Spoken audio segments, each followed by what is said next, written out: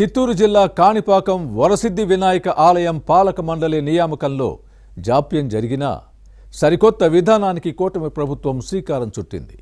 TTD తరహాలోనే ఇక్కడి trust బోర్డును ఏర్పాటు చేసింది. గతంలో ఈ ఆలయం ఉన్న పోతలపట్టు నియోజకవర్గంతో పాటు చిత్తూరు జిల్లా వాసులకే ట్రస్ట్ బోర్డులో స్థానం ఉండేది. కానీ ఈసారి 2 తెలుగు రాష్ట్రాల ప్రముఖులతో ఏర్పాటైంది.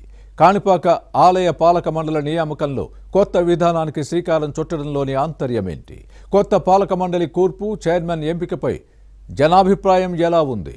ఆలయ కమిటీ సేవ కోసం ఉండాలే కానీ రాజకీయ వేదిక కాకూడదన్న ఉద్దేశంతోనే కొత్త విధానానికి శ్రీకారం చుట్టారా?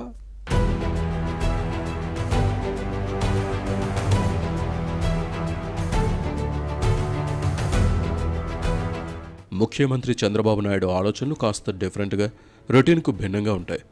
ఏది చేసినా కొత్తదనం కనిపించాలని తప్పిస్తారు. అభివృద్ధి కోరుకునే నేత కావడంతో ఏది చేసినా ప్రగతే ప్రాతిపదికగా ఉంటుంది. దేవాలయ కమిటీలైనా, కార్పొరేషన్ చైర్మన్ పదవులైనా, ఇంకేదైనా 10 మందికి ఉపయోగపడాలి.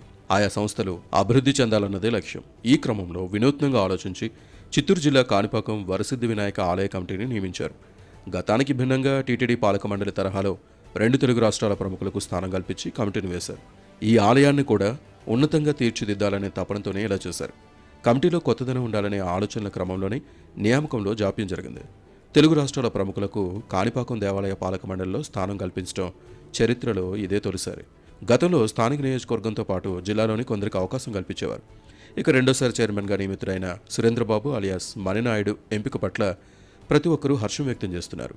కూటమి ప్రభుత్వంలోని 3 పార్టీల నేతలను సభ్యులుగా నియమించారు.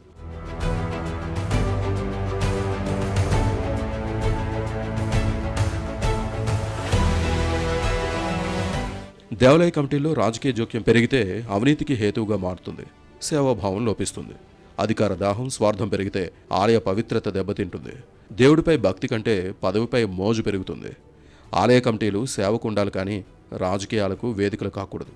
సేవాభావం లేని చేతులు దైవ కార్యాలయాల్లో జోక్యం చేసుకుంటే భక్తుల మనోభావాలు దెబ్బతింటాయి.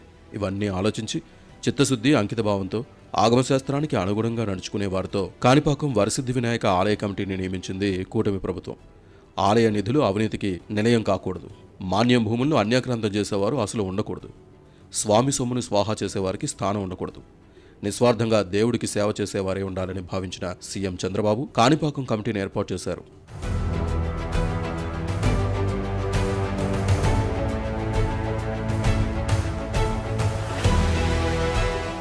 ఇక వైసీపీ హయాంలో క్రమం తప్పకుండా నియమించిన కమిటీలు ఆలయ పాలనా వ్యవహారాల్లో జోక్యం చేసుకోవడం వివాదాస్పదంగా మారింది. దీంతో భక్తుల మనోభావాలు దెబ్బతిన్నాయి. ఏ ఆలయానికి లేని భిన్నమైన చరిత్ర కాణిపాకం గుడికుంది. తరతరాల నుంచి ఉభయదారుల కుటుంబాల నుంచే చైర్మన్ను నియమించడం ఆనవాయితీ. ఆలయానికి భూములు, ఇతరత్ర ఆస్తులు దానం చేసిన వారే ఉభయదారులు. కానీ 1-2 సందర్భాల్లో ఇందుకు విరుద్ధంగా చైర్మన్లను నియమించడంతో అన్ని వర్గాల నుంచి వ్యతిరేకత వ్యక్తమైంది. దీంతో ఈ విధానానికి ప్రభుత్వం స్వస్తి పలికింది. అదే క్రమంలో ఇప్పుడు కూటమి ప్రభుత్వంలోనూ చాలామంది ఉభయదారుల చైర్మన్ పదవి కోసం పోటీపడ్డారు. కానీ చివరికి సురేంద్రబాబుకి అవకాశం దక్కింది. చేతులు మారినా చెయ్యి మారలేదు, కమిటీ మారినా అవినీతి పోలేదు అనే అపవాదు రాకుండా నియామకంలో జాగ్రత్త పడ్డారు.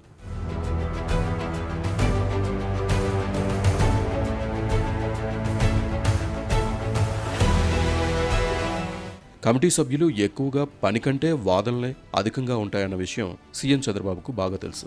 ఎక్స్-అఫీషియో సభ్యులతో కలిపి పాలక మండలిలో 14 మంది ఉండాలి. కానీ కూటమి ప్రభుత్వం దీన్ని 17కి పెంచింది. ఈ సంఖ్య మరీ ఎక్కువ తక్కువ కాకుండా మధ్యస్థంగా ఉండేలా చూసుకుంది.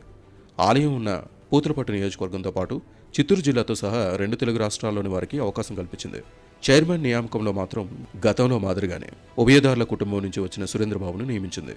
2014-2019 మధ్య టీడీపీ ప్రభుత్వం హయాంలో చివరిలో కొద్ది రోజులు మాత్రమే కాణిపాకం ఆలయం చైర్మన్గా పనిచేసిన సురేంద్రబాబుకు మళ్లీ ఈసారి అవకాశం ఇచ్చింది. కొత్త కమిటీ కాణిపాకం ఆలయాన్ని ఏ విధంగా అభివృద్ధి చేస్తుందో చూడాలి.